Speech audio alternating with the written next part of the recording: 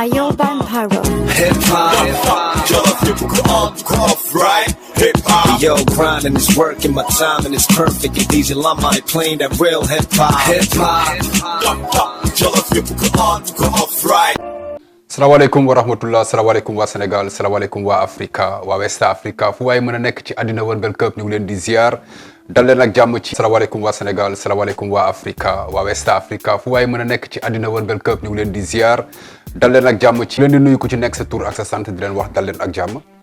Tey maa ngi fas yéene dalal benn doomu réew mi sénégalais, doomu Afrika, der bu ñuul mais tam buy dund ci biir nit ñi nga xam ne ay nit ñu weex lañ yàgg ak ñoom lool xam leen lool gars yi tamit xam ko lool te di ko sóoraale vrai comme li ñuy wax panafricain la ci culture urbaine bi la nekk hip hop lay def mais mu ngi def musique en général mais li ci gën a am solo bokk na ci message yi nga xam ne saa bu génnee dina koy lancer pour éveiller conscience wu adduna wërngal këpp rawatina les Africains. Je veux nommer Niga Mass. Salaamaaleykum. Waaleykum salaam Mr Lamay Sène maa ngi nuyu waa Sénégal ak toute l'équipe de Dakar waa 221 ci dalal bi ngeen ma dalal. jaajëf. Et puis comme d'habitude damay toujours rafetlu sa ponctualité ak sa engagement vis-à-vis de lépp lu may def. jaajëf bokk nga ci ñi nga xamante ni yéen yaa may jox doole di ma contacter di bëgg a pousse au niveau du Sénégal.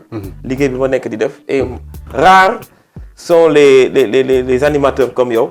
ñi nga xamante ni ñooy def un liggéey sans retour de la part comme ni ko gars yi def du ma dugg ci détail mais vraiment ça fait plusieurs années. tey il faut que ma defal delloo la njukkal boobu. devant tous les Sénégalais plusieurs années mi ngi may soutenir di ma invité. et puis loolu c'est dama koy rafetlu di la ci remercier di la ñaanal aussi lépp loo dugg yàlla suturaal la ci lépp looy def tamit mu jëm kanam min waay te aussi tamit di wax ne gars yi kii exemple la na ko gars yi na ñëpp roy ci moom. naka Paris. Paris de saa yi mi ngi fa di yëngatu côté psychose ak ci élection yi ñuy jógee. donc gars yi ñu ngi jéem a reconstruire jéem a fexe na la ñuy relancer économie bi il y a des tensions un peu partout. mais bon mi ngi noonu daal. Babylone daal mi ngi noonu. yàgg nga génne ay album yu impressionné nit ñi def ay vidéo yu impressionné mais cette fois-ci da nga ñëw ak album bu extraordinaire déjà le titre regardez-moi ça maa ngi gis ay statut ba pare ñu def ci bantu yàlla pourquoi ce titre bi déjà. ak statut yi quoi. yow da nga bëgg tout le temps di bëgg a dugg ci mbóoti mais dañ koy toj tey faram fàcce ko. très bien bu leer gars yi comme bantu yàlla mooy lu ñu doon. ok ay bant lañu mais bant yoo xam ne yàlla moo leen sàkk loolu mooy première signification bi. comme tey jii bu ñu la naan ay ñaata bant nga am. waaw mais bantu yàlla mooy li yàlla sàkk parce que boo xoolee bant ak dafa am ban te dañu ne ci alquran ak ci religion yi yàlla ban la ñuy sàkkee. ban boobu mi ngi ci biir. baa mi ngi ci biir baa mooy am ci égyptien ancien boo xoolee bantu tamit bantu les langues bantu originaires de l'Afrique centrale. ok au Congo Gabon Côte d'Ivoire ñoom ñëpp c'est des bantu. mais ñun tamit rax nañ ci bantu parce que dafa am une partie boo xamante ni histoire dafa wax ne nit yu ñuul yi dañoo am seen civilisation boo xam ne Éthiopie la ñu jugee. la région des Grands Lacs ñoo peuplé l'ouest africain dem ba Afrique centrale ñoom ñëpp ay peuple bantu la ñu woon moo tax seen langue yi xaw a nuroo. d'accord léegi boo xoolee dégg-dégg bi ci baatin. baatu yàlla dafa bëri ante lu mu ëmb titre bi. parce que baa bi à part la. tout n bi. ak apostrophe bi. waaw am tout. waaw yàlla soog a ñëw. waaw bamtu bi mun a nekkaat aussi ci loo yàgg a wax moom nga bëgg. waaw boobu inspiration bu naa sàcc amul problème naa la defal copyright. amul problème boobu dama koy sàcc ci yow. baamtu li ma yàgg baamtu may nga ma ci parce que kii daf may jox inspiration di baamtuwaat parce que yàgg na génne ay messages yu doy waar. parce que wax nga ko léegi waaw. ni ma bindee tout moom mooy les hommes langue kikongo mooy les hommes. donc li mu ëmb lépp la mooy la totalité. d'accord les hommes en général qui ont peuplé cette terre là mun nañ ne les premiers hommes moom moo nekk ci photo yi ñii statue la île de Pâques dañ ko ériger tubaab bi musuloo xam histoire statue yi musuñu xam ña ñoo ko fi def dañ naan ay extraterrestres tubaab bi ñoom bu ñu bëggee histoire lu yomb explication bu yomb dañ naan ñi ay extraterrestres ñoo jugee ñëw def fi statue yi parce que ak lii def na ay millions d'années. ba léegi kenn xamul. statue la woon île de Pâques côté océan Pacifique pële la ci biir île bi mag île de Pâques ma am ay statues yu mel ni am pagaille ba léegi nee nañu mystère la statues yi kenn xamul ña ñoo ko fi andi. ok moom comme xamuñu nee nañu ay extraterrestres mais ñoom ñoo gën a xam ni lii ay nit yu ñuul ñoo ko def parce que nit yu ñuul ñoo njëkk ci àddina ñoom dañuy naan ay xawma des gens qui sont originaires des Indiens ak yu mel noonu ñoom ñoo ñëw naaw ba foofu temps yooyu dañu amoon ay laaf di naaw di ñëw andi fa statue mais ñoom si seen bopp ñi ko def dañu am benn écriture symbolique boo xamante ni moom la ñuy retrouver en égyptien ancien hiéroglyphe yeeg yi mel noonu donc nit yu ñuul yi ñoo ko fi def te boo xoolee ñoom seen kanam nii rek seen bakkan yu tàcc yi ay bakkan yu nègre la lii. ok ñoom dañoo représenter seen bopp. d'accord te ci biir statue bi lépp buste bi kese feeñ mais bu ñu demee ba gas nekkate seen lépp dañ ko statue yu mag la mais dañ ko suul ay nit lañu woon lañu statue nit la ñu def carrément mais ñoom dañ ko doon adorer seen jë la woon. d'accord donc pourquoi ma andi statue c'est pas pour adorer ay jë parce que nit ñi xam nga dañoo gaaw a jël ay raccourcis naan kii sawaay ay xërëmkat la wala ay non parce que laa doon ñëw xam naa la jàpp naa la donc lii ñi njëkk a def aar ñi ngi nii ay nit ñu ñoo njëkk a def aar ñoo njëkk a def culture lii ci culture la bokk. ok lii ci xam-xam la bokk parce que statue yu mel nii boo demee ba ci Égypte pyramide yeeg mel na lu loolu yëpp xam-xam nit ñu la woon. ñoom ñoo dominé woon monde bi andi fi civilisation bu mel. ça c'est clair. voilà loolu laa bëggoon expliquer ci bantu yàlla. bantu maam yàlla après yow yaa nekk ci à côté. man maa nekk fii di leen xool di leen indiquer ne ñii la yàlla ñi ko fi def daal ñi yàlla sàkk ñun nit yu ñuul ci lañ njëkk ñoo ko jiitu. d'accord muy album bu yéeme. waaw. am ay 10 titres. 10 titres mais li yéeme aussi ci biir album bi y a des messages yu conscients yu ci nekk. ay ñoom ndate yàlla. voilà effectivement dëgg la ndate yàlla dama ko rendre hommage. histoire de Nder femme Nder les Waalo ñoom ñoo posé acte de résistance contre la domination des Maures ñi bëggoon a noot nit yu ñuul def leen ay esclaves. ok ñoom ñoo dem suicidé wu moom mooy histoire de ndate yàlla. ba ñuy ñoom ñoo njëkkoon a dominer sax les Maures. mais bu ñu Maures yi parce que ñoom dañoo déguisé woon nekk ay mel ni ay góor mais Maures yi kenn ki musóoram dafa daanu Maures yi nag dellu si xam ne ay jigéen la ñu ñoo song leen mais bu ñu xamee ni fii infériorité numérique la ñoom dañoo def benn cercle taal seen bopp si ñax. dëgg la pour bañ naari noot leen acte boobu mooy acte bi gën a fort si histoire du Sénégal. d'accord mais ci biir album bi aussi dafa am benn affaire bu ci extraordinaire yaa ngi wax bantu maam yàlla. nga andiwaat histoire à l'ancienne. mais mu am tamit ci ay featuring yoo def ñoo xam ne daanaka gisatuñ leen woon. effectivement déggatuñ leen woon. ñëpp nga andiwaat. dëgg la bon alors ñu si bëri nag ku mel ni Mansour Diallo. moom toog na lu yàgg génnewul album moo nekkoon BBC Sound System à l'époque ak ñoom Mao. moom dafa jël carrière mais à un moment donné xam nga rek da ngay toog jékki-jékki sa projet yi nekk ci leneen léegi mais le talent est toujours là et ma ne bon c'est toujours bien de faire des collaborations yi nga xamante ni dafa am sens. moo tax ma boole ko ci. moom moo tax réaliser album bi. ku mel ni Khady Mbaye xam nañ ko bu baax. mi ngi foofu di suivre carrière bu am solo. Manda Sira voilà c'est une fille boo xamante ni moom Mali la nekk France la nekk mais carrière am tamit daf koy def au Mali elle est très bien connue d'ailleurs elle a une excellente voix. ok et puis bon après voilà ñooñu la mais j'ai beaucoup misé aujourd'hui sur les musiciens. ku mel ni Aline Wade moo nekkoon ci Ismaël Lô di jouer partout dans le monde actuellement ak ay kàngam moom moo jouer guitare basse yi. ku mel ni Moustapha Gaye bu Super Étoile mooy ànd ak Youssou Ndour. di doon remplacer Jimmy Mbaye. donc léegi ñoom ñaar la ñoom ñooy jouer. moom mooy jouer ay ñoom Badou Mandiang ci clavier. Badou Mandiang moom moo réalisé. waaw moom moo réalisé.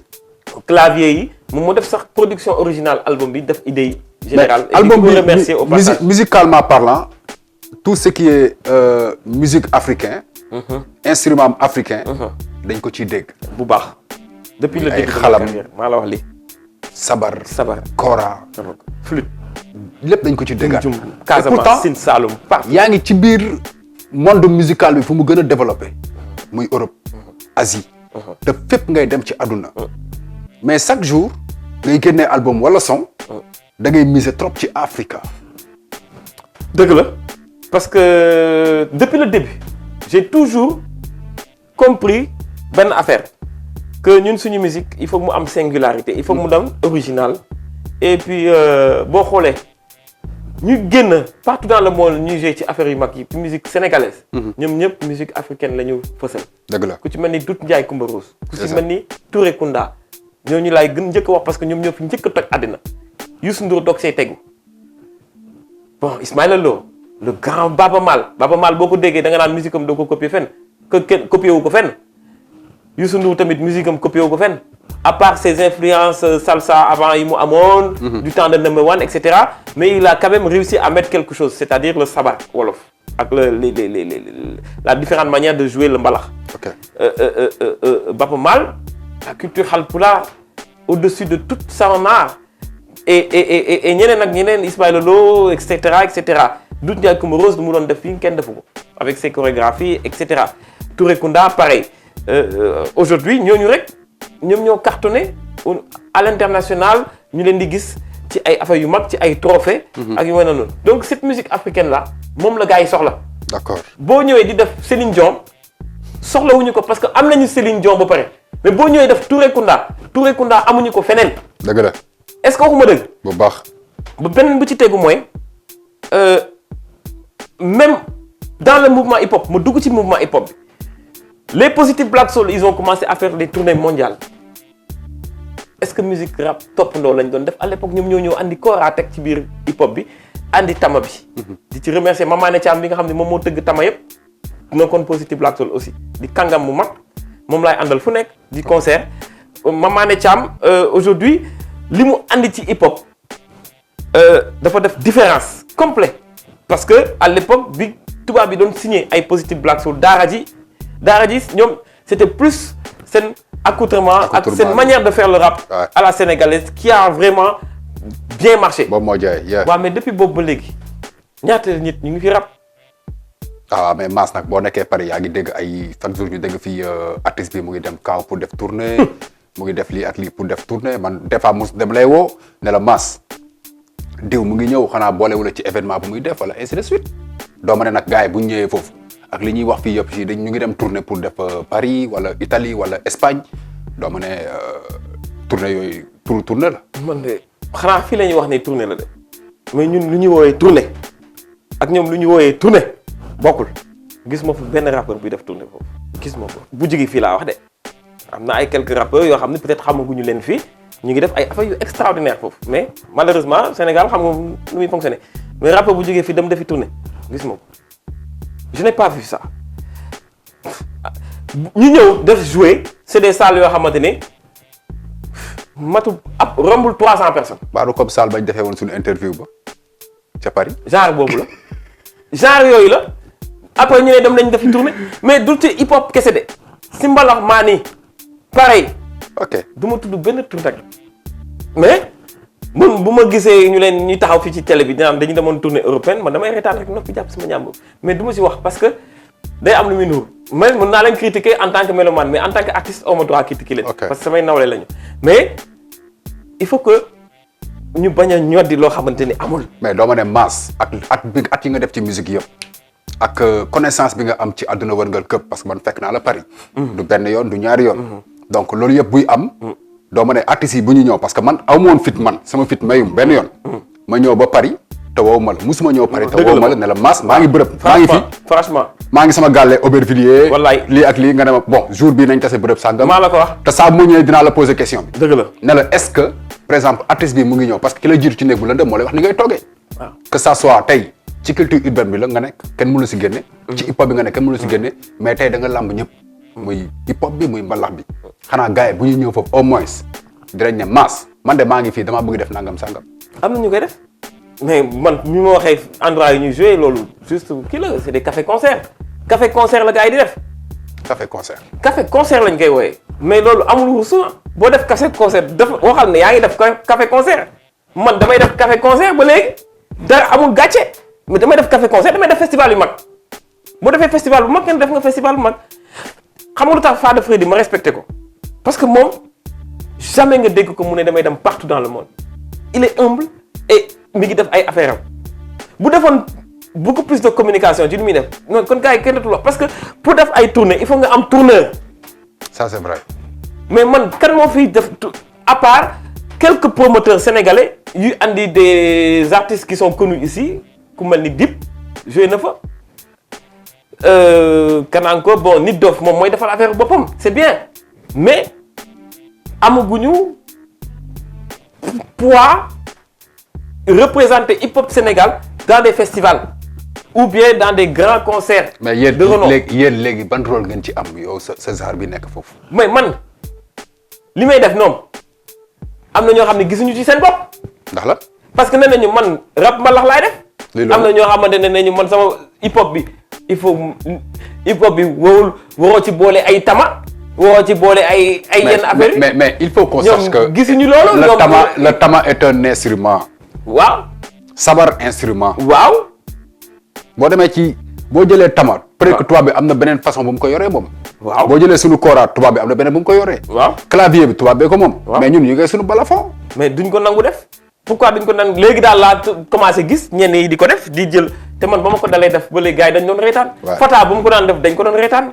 mais loolu la gars yi di jéem a def léegi. def jël sax am na ay morceaux yoo xam ne def naa ci comme style boobu noonu nga xam ne drill la bu ànd ak ay sabar Doudou Ndiaye Rose laa ci dugal mais loolu ñu ngi koy def mais à l'époque ñoom dañ ko doon critiquer. mais sa musique li ma leen woon ni amuñu identité sa musique ak lu mu sax percu musul génn les temps hip hop.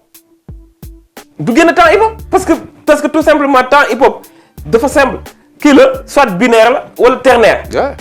ternaire bi moom moo nekk si drill bi ñuy def ni binaire bi moom moo doon rap 2 temps ah. mais instrument hip hop ci ay sample la jógee. oui sample yi nag ñu ci bëri moom la ñuy jël di ko utiliser. peut-être que certains la fait mal.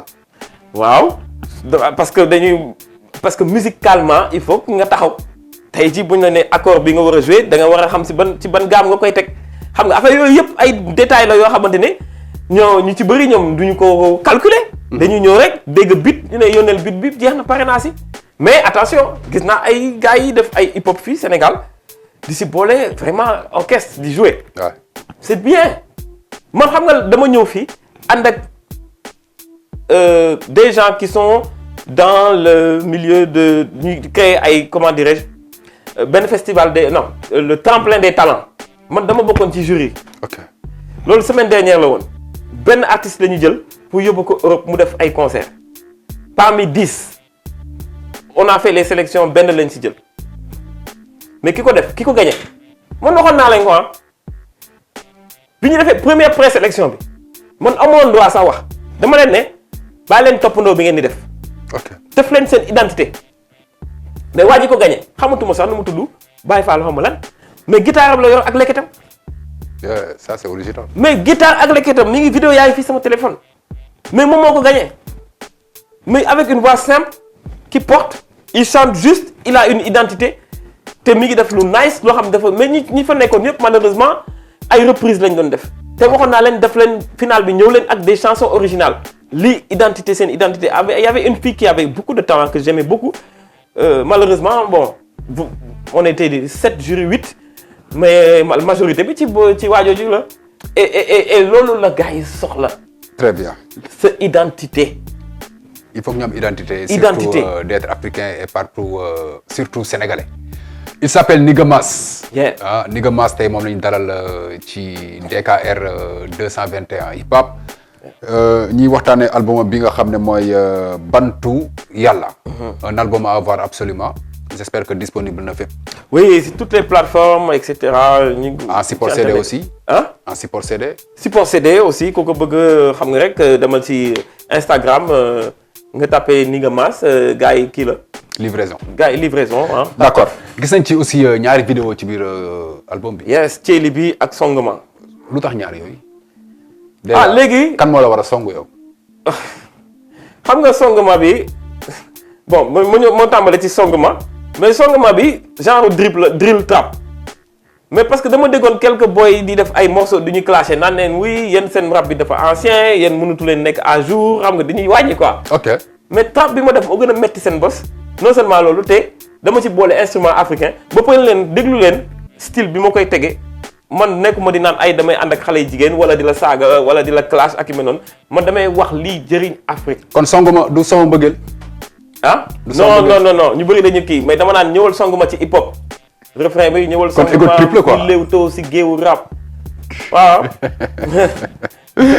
mooy que su ma lay gasal kàmb si kalaamay kocc wooy ma bandi cerveau mu mel ni bal bu ñu sànni cabaxal ko ci benn cerceau ñi bëgg a xam fi may tibbee dañ may jaay prek di ma péto ñëw leen nuy si ma duy seen yóor ba muy tóor tànk leen ci ndaal yi dama cee yewoon amul col yàlla donc Songma mooy son ego trip bi ci nekk. ci beneen format. waaw am vidéo aussi mooy comme bi ngeen di gis ni muy daw ci image yi. beneen bi mooy Thiely bi. Thiely bi Youssou Ndour waaw. sama Thiely dem na ay sama Thiely naaw na boobu de moom laa jël def ko hip hop. mais li ngay jëlaat ci son Youssou Ndour bëri na. non c'est que Youssou de dafa nag Youssou sax moomu ko te Youssou fi mu ko jëlee kooku sax moomu ko. Youssou moo la gën a xam loolu. moom xam na de. c'est un gars boo xam ne moom. man dama naan ko. yow boo nekkee Paris ndax am nga beneen liggéey booy def bu dul gëstu. des fois je me pose cette question à savoir est-ce que Niga Mass comment il fait ba mu koy jaral ay billets d'avion pour dem ci ay dëkk ak dëkk. man loolu man jaaxal na ma quoi. te li ngay dem Égypte aussi dafa bëri. surtout parce que gars yi li ñuy wax lu bëri ci Égypte. histoire à l'ancienne xam la fa nekk xam-xam yëpp fa ñu nekk. bëri non parce que dañ naan la li gën a fës ci alquranu karim sax gars yi est-ce que duggaluñ ko foofu andil ñu beneen. c'est que yow fi nga bëgg a dugg dafa metti trop parce que su ma commencé wax fii nii da nga waroon bàyyi ba ma la tey si guddi laay jël avion ma wax bàyyi fi bomb dem. yàgg nga ko def. non foog nga wax tey nag demaguma léegi. foog nga wax su ma waxee nga génne affaire bi gars yi ñoo jël si ma dig jël si ma. kenn du la jël si. surtout ci affaire u diine. voilà xam-xam bi dafa am lu gars yi wane ak lu gars yi denc. surtout Égypte parce que Égypte balaay malheureusement ak heureusement xaw ma balaay christianisme di am wala religion juive wala islam mais li gars yi di wax ci islam yëpp bindoon nañ ko ba pare. dëgg la. xam nga mais soo déggee ci yenn détails gars yi naan dañ naan kii gëmul yàlla mais du ci loolu mais kullu wallaahu Égypte même phrase yi la ñu bind mais nag loolu ça veut pas dire que gars yi dañuy dem bind copier man damay joxe réponse ma ne lii yàlla wàccee na ko avant yàlla bu mu sàkkee nit la ko jox. bind nañ ko ci Coran. dañ la jox téere nga jàng dañ la jox yónnee la un messager pour qu'il te donne la bonne nouvelle. mais kullu wallaahu bu amee avant christianisme bu amee à l'époque de l'Égypte nga xam ne bind nañ ko ci hiéroglyphe les mêmes phrases moom moo nekk ci saar bi xam nga mais. boom xam-xamu naar yi ñoom du ñu bëgg a génnee loolu. xaw ma lu tax ñu génne mais bu ko ñeneen ni gisee dañ naan ni am na lu ñuy nëbb. dëgg la yàlla wàccee na téere yi bien avant que li ñu wax ne islam Coran prophète waa ji yóbbu na ko ci Akhenaton yóbbu na ko ci bien avant et ci Nubiens africains yi les rois là ñoom ñoo doon même julli bi ñuy julli nii di teg jee ci suuf di jug di def nii di topp horizon loolu noonu julli wàccee na ko avant islam di ñëw. waaw copte yi chrétiens yi dañuy ñëw foofu tamit copte yi ñoom ñoo yoroon xam-xamu li li yàlla santaane ci gëm-gëm coptes yi les coptes ñoom ñoo njëkkoon nekk les premiers chrétiens mais ñeneen ni juifs yi bu ñu ñëwee Égypte dañoo ñëw noot coptes yi di leen traduire loo textes les textes sacrés lan lay signifier xam nga ba ci naka la ñuy defee momification ba ñu xam ne aujourd'hui ba Égypte coptes yi dañ leen di persécuter parce que dañu am yeneen xam-xam yoo xam ni tamit ci wàllu maanaam doxalinu àdduna ba xam ne waxaguñu ko. mais ca Égypte boobu ngay wax aussi la ñu gis ni am na fii ay nit yoo xam ne fa la ñuy dem pour dugg ci langu franc-maçonnerie.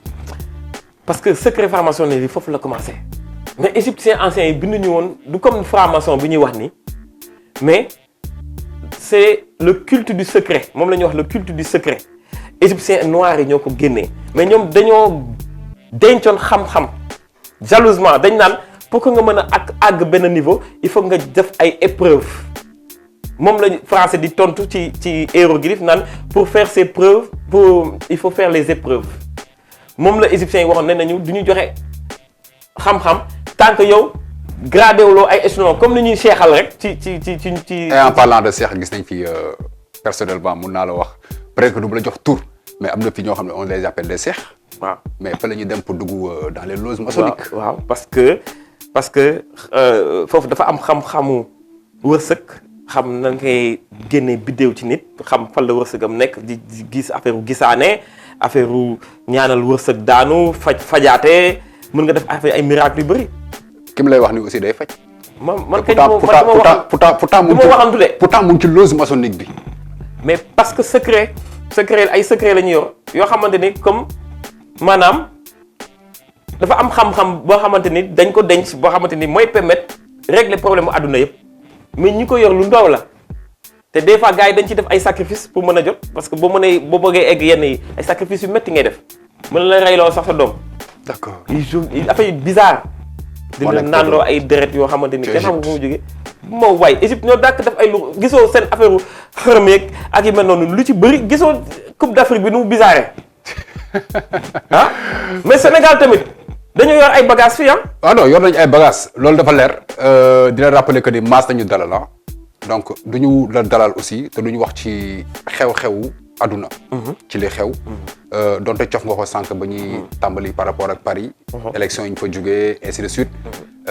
à chaque fois dañuy gis ni tey lu ñu rare ñu doon gis ay opposants di ko wax ca Paris comme quoi que ni tey boo. am benn crédibilité parce que moom bokkul sax ci français de souche.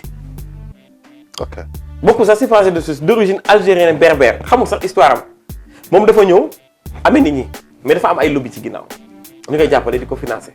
comme tout le monde ah comme tous les présidents médias yi ñoo ko jàppale financé ko ñoom ñoo yor médias yi et cetera dañu am objectif précis kooku amul benn crédibilité sur naan damay génnee parce que buy génnee na génnee boppam ba pare bokk ci histoire bu France bu ñu doon lim histoire bu France ba ci wax ba ci ay Napoléon ba ci xaw ma ñaan ak ñaan bokk ci donc moom naar la naaru berbère juif kooku mënuma ko bokk boole ci ñi day perturber di palabrer Marine Le Pen boobu noonu bu ñu duggee ci ay origine am sax dinañ gis ni rax na mais du ma egg foofu nañ ko jàppee comme tubaab bu weex moo gën tubaab bee. ok kooku li taxan mu nekk Marine Le Pen papam moo tax papam moo créé woon Front National muy Jean-Marie Le Pen. papam dafa yàgg am une haine viscérale contre les nit ku ñuul. immigration buggu ci dara nit africain nee nañu moom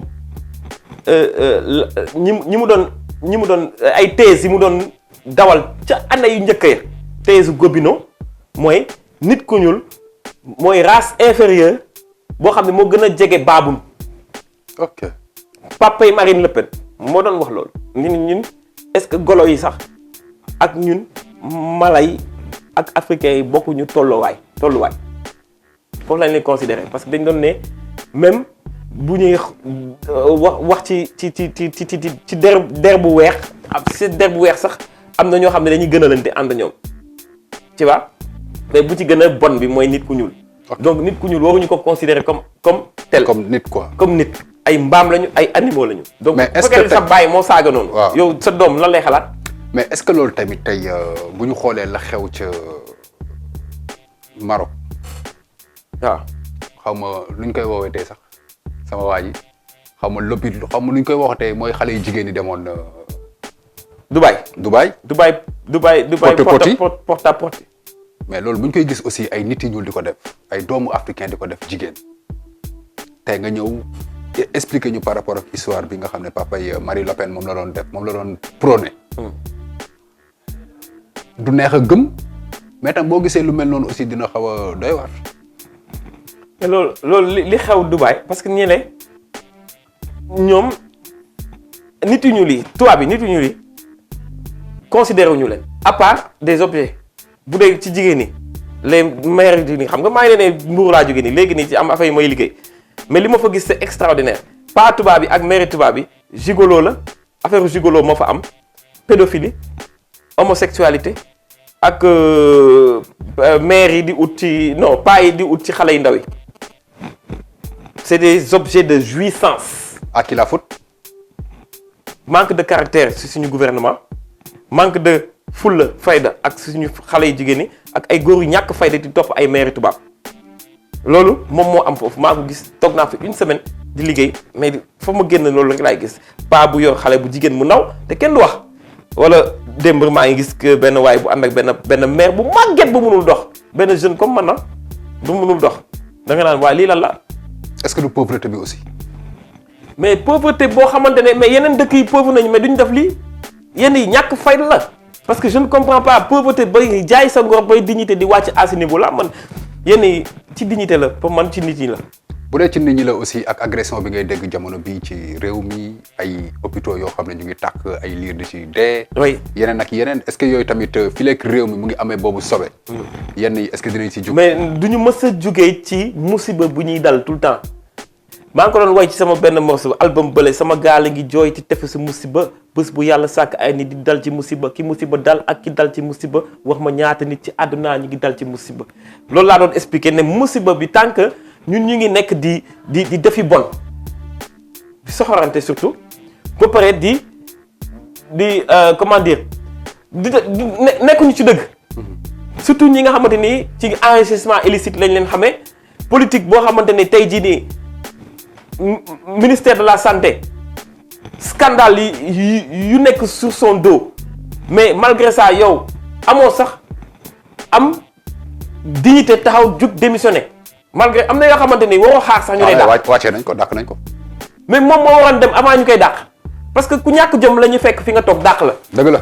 man bu ma xamee ni def naa erreur balaa nga may dàq ma dàq sama bopp. akay dëgg. maa la wax lii. non parce que nag da ngaa gëm dundu tubaab ba foofu. man damaa gëm sama bopp. la may seen 99 fii laa nekk dem jàngi fac Dakar mais musuma nangu ñu may defal dara dama doon dem di ñeefe ji bu ma soxlee fay dara man samay parents musuma leen laaj dara ñi ngi may dégg dañ may seede ñeefeel sama bopp 19 ans laa egg Paris di jàngal sama bopp nekk sama chambre étudiant di ko ñeefee am na ay boy yu fa nekk am pagaille guerrier mais am na ñu ñàkk fayda prêt à tout raccourci jël ay raccourci da ngay ñefe am dignité am jom lu mu ndaw nga contenté ci li nga am. bàyyi affaire bu puukare fii dafa bëri fii ci dëkk bi man je ne comprends pas ça parce que puukare mooy tax naan mooy mais kii am na lii mais damay dem defi n'importe quoi pour am ko. dëgg la waay. man je comprends pas léegi xaw ma paris sportif xaw ma paris lan. waaw ñëpp di fees foofu mooy lan parce que ñëpp bëgg a yëkkati ay facile en fait. mais gars yi nañu bàyyi loolu surtout yaakaar ni ku dem Europe ñëw yëkkati étage rek yaakaar ni foofu ngay tekkee déedéet ñu ci bëri jaaykatu drogue lañu xam naa lu bëri dama dul wax jaaykatu drogue trafic de la may seen liggéey naa ak police sénégalaise di def cybercriminalité parce que mooy sama job man. waaw du ma ci bëgg a wax mais xam nga mais li ñu xam ci dëkk bi mais c'est trop grave.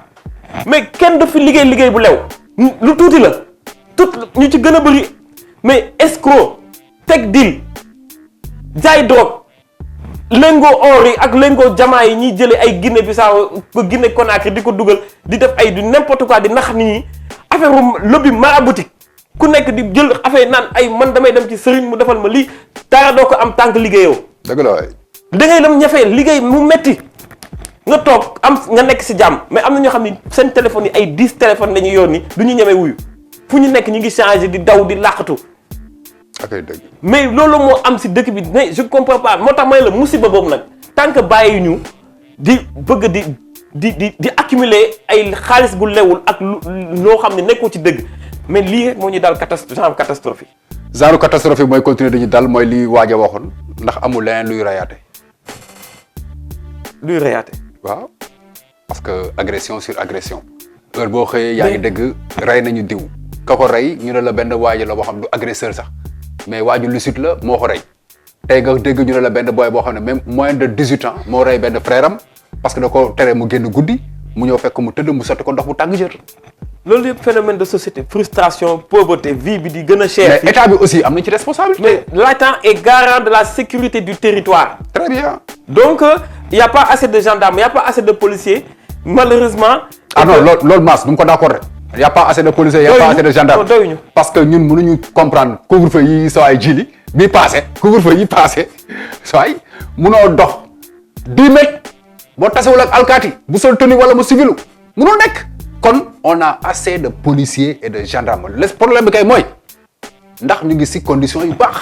non nekkuñu ci conditions yu baax. voilà parce que dama ciy waxtaan ak ñoom mais di may raconter ay affaires yu extraordinaire nekkuñu ci conditions yu baax matériels yi doyul et puis ils sont pris en otage lépp la ñu mën a def ñoom.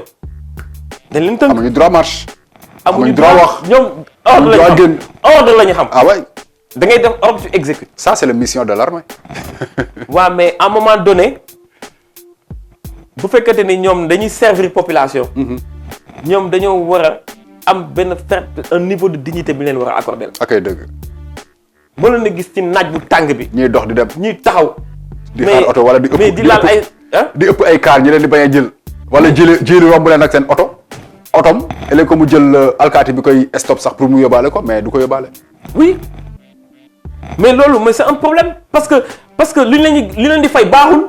salaire yi baaxul mais attends mais ak lu ñu leen mën a wax ci situation bi ñuy vivre par exemple ñu arrêté la sa papier mayul nga joxe xaalis xam nañ nu mu demee mais jo la moo ko waral.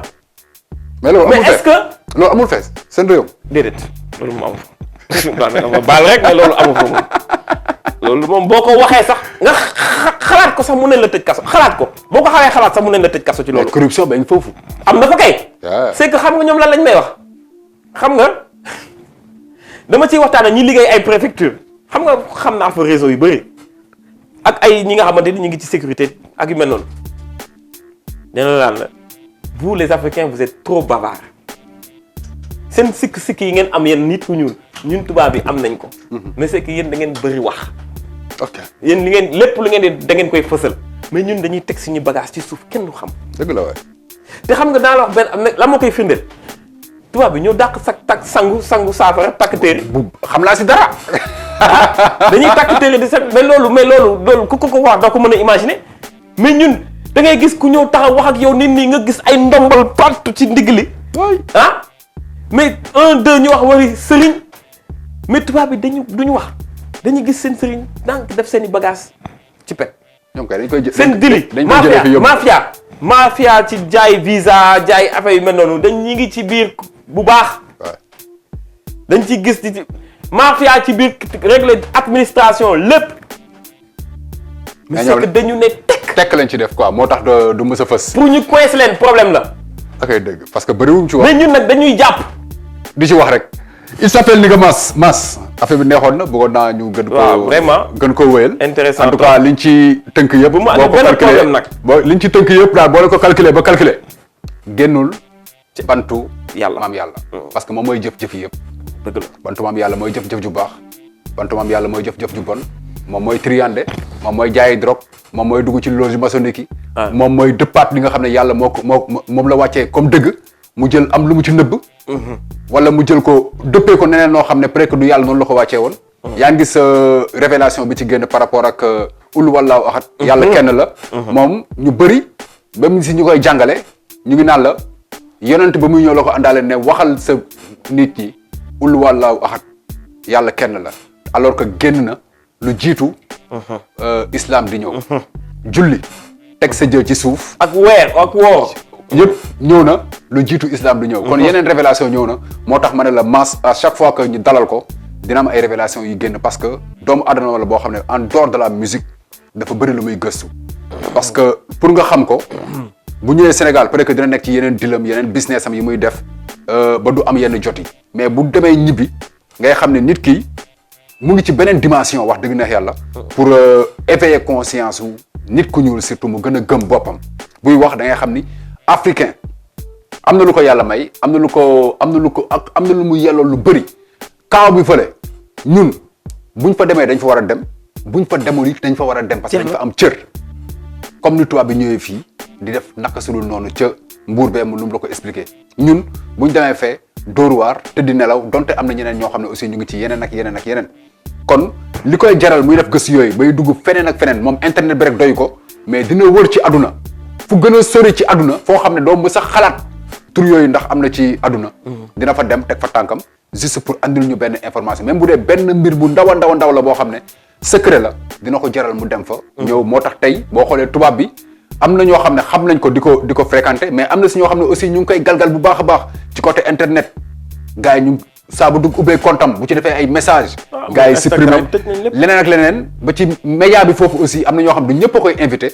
parce que dañ naan dafay xeex li nga xam ne mooy mbirum maçonnique alors que daf leen jaay xelu mag parce que ay vidéo mi njëkk boo leen seetloo dem leen revisiter waat ay vidéo am na vidéo yoo xam ne bu ko defee pare génn bu dee da nga nekk ci loge maçonnique bi tu vas te dire que est-ce que kii bokkul ci ñun ba gars yi bu ñu tasee ak moom des fois dañ naan voilà kii suñu frère la waaw bañ nañ ko ba am na ñoo xam bu ñu ko daan gis dañ koy wooyee naa ko mon frère parce que xam nga ñoom seen loge yi seen patron yu mag yi ñoom la ñuy wooyee les maîtres waaw bu ñu gisee nga bokk si ñoom dañ naan la mon frère moom gars bi ko daan gis le vénérable mon frère lañ ko doon wooyee mais bañ demee ba xam ni kii dafa ñëw pour gëstu leen si la gars yi commencé di ko galgal ci télé yi galgal ko ci internet bi galgal ko feneen ak feneen mais yàllaa fi ne lu dul yàlla neen la Mass maa ngi lay gërëm di la sant maa lay gërëm aussi di la remercier am na solo trop di wax ci am fit tamit di wax ci toj ci yax bi parce que ñi def comme yow bëriwuñu et puis vraiment maa lay encourager tamit yàlla may la cër te vraiment combat bi métti na trop mais gëm sa bopp rek yàlla baax na ànd ceeg dignité ak courage incha allah merci beaucoup ñu ngi koy jaajëfal bu baax a baax di leen jaajëfal yéen tamit yéen ñi doon suivre di jaajëfal Mr Baye Djily mi nekkoon ci camp bi ak kan mooy monté Pape Mora waaw Pape Mora yow it maa ngi lay jaajëfal di la bëggee di leen jox dig daje beneen day ci beneen numéro et c'est le number one talibé hip hop Galsen peace and love I'm out.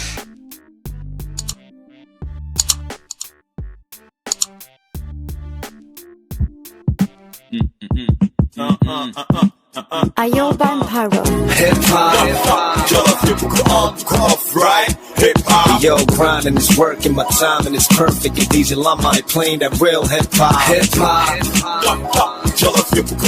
go off right.